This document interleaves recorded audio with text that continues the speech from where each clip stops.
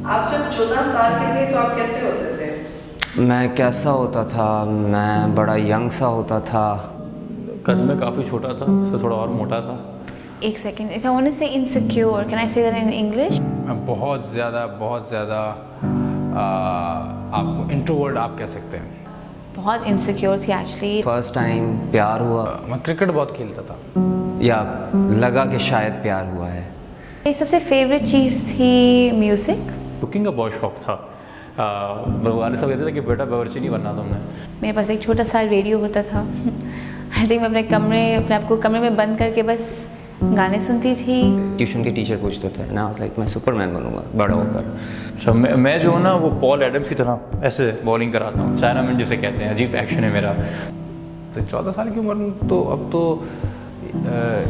मैं तो ये सोचता हूँ कि उस वक्त अगर कोई चीज़ मैं याद भी करूँ कि क्या चीज़ अच्छी होती है, क्या चीज़ बुरी होती है, उस वक्त ये ख्याल ही नहीं आया। लगता था, डर बहुत लगता था उस वक्त।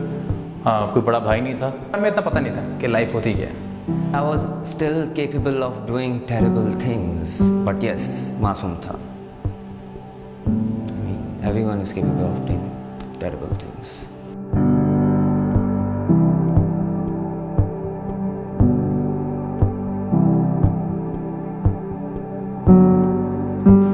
एक 14 साल का बच्चा ड्राइविंग लाइसेंस नहीं पा सकता।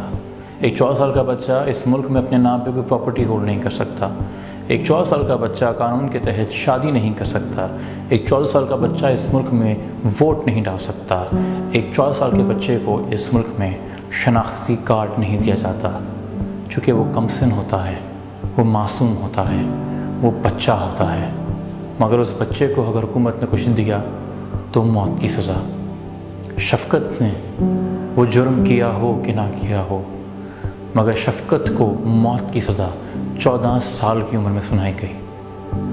आप भी याद कीजिए कि आप कैसे थे कि जब आप 14 साल के थे और आप क्या बनना चाहते थे और आपने ज़िंदगी के बारे में क्या सोचा था। और सोचिए कि क्या शफ़क़त को वो हक़ मिलना चाहिए, क्या उसका सेंटेंस उम्र कैद में तब्दील हो जाना चाहिए, क्या उसे रिहैबिलिटेशन का मौका देना चाहिए।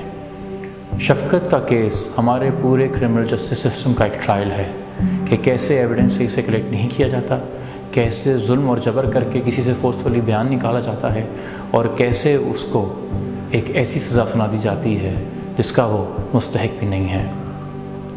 Save a child, save humanity, save शफ़क़त।